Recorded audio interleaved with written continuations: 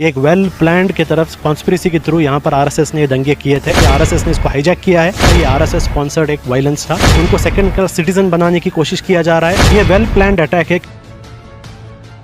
आज जो press meet popular front की तरफ से हुआ है, इसमें हमने जो पूरे इंडिया के अंदर जो दंगे हुए हैं उस दंगों के बारे में हमने ये प्रेस कॉन्फ्रेंस किया है और बताया है कि ये दंगे ऐसे ही रैंडम दंगे नहीं हैं।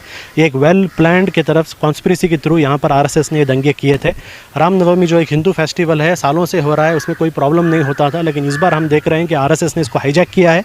हाईजैक करके हिंदू मुस्लिम इशू क्रिएट करने की कोशिश की है। हालांकि एक हिंदू मुस्लिम इशू नहीं था, ये आरएसएस स्पॉन्सर्ड एक वायलेंस था। और ये इसका पीछे अगर हम स्टडी करेंगे ना, पता चलेगा कि पूरे इंडिया के अंदर एक सिमिलर ट्रेंड लोग फॉलो कर रहे हैं, जिसमें पहले रैली किया जाता है, उस रैली को मस्जिदों के सामने लाया जाता है, वेरी प्रोवोकेटिव डीजे और very provocative songs and slogans बताए जाते हैं, फिर तलवार और अलग दूसरे हथियारों को एकदम पब्लिकली दिखाया जाता है और उसके बाद एक दंगे क्रिएट होते हैं जिसमें विदिन 1 घंटे के अंदर स्पेसिफिक मुस्लिम दुकानों को टारगेट किया जा रहा है, स्पेसिफिक मुस्लिम शॉप्स को टारगेट किया जा रहा है। यानी ऐसे नहीं हो रहा है, इसके पीछे एक कॉन्स्पिरेसी है। उस कॉन्स्पिरेसी को लोगों के सामने रखने के लिए ये प्रेस कॉन्फ्रेंस किया था हमने। दूसरा, इसमें हमने आज अनाउंस भी किया है कि हम देख रहे हैं कि जिन मुस्लिम्स के ऊपर हमले हुए उनको गवर्नमेंट की तरफ से डिस्क्रिमिनेशन हो रहा है, उनको इंसाफ नहीं मिल रहा है। मध्य प्रदेश में हम देख रहे हैं कि मुसलमानों के घरों को तोड़ रहे हैं, लेकिन जिन लोगों ने मस्जिद को जलाई मध्य प्रदेश में वही उसी जगह में उनके घरों को नहीं तोड़ा जा रहा है। यानी कानून को सिर्फ मुसलमानों के लिए एक मिसयूज़ किया जा रहा है, जुडिशरी को कंसिडर नहीं किया जा रहा है।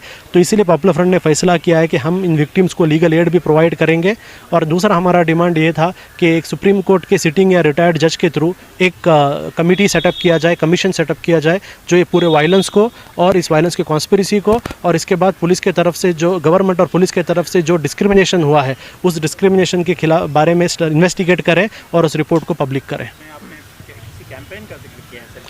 देखिए, हम ये जो पूरे इंडिया और कर्नाटक के अंदर भी आप देख रहे हैं जो हमले हो रहे हैं, ये असल में इंडिया में स्पेशली मुस्लिम कम्युनिटी के जो एक कॉन्फिडेंस है, उस कॉन्फिडेंस को तोड़ने का काम किया जा रहा है। उनको सेकंड क्लास सिटीजन बनाने की कोशिश किया जा रहा है। उनके दिलों के अंदर एक पूरी तरीके से एक नेगेटिविटी और पेसिमिज्म लाने की कोशिश की जा रही है। तो पॉपुलर फ्रंट ऑफ इंडिया पूरे इंडिया के अंदर एक कॉन्फिडेंस बिल्डिंग एफर्ट करेगा, जिसमें हम लोगों को उनके कॉन्स्टिट्यूशनल और लीगल राइट्स का अवेयर करेंगे और किस तरीके से ऐसे इश्यूज़ को फेस किया जाए उसके बारे में भी हम कैंपेन करेंगे।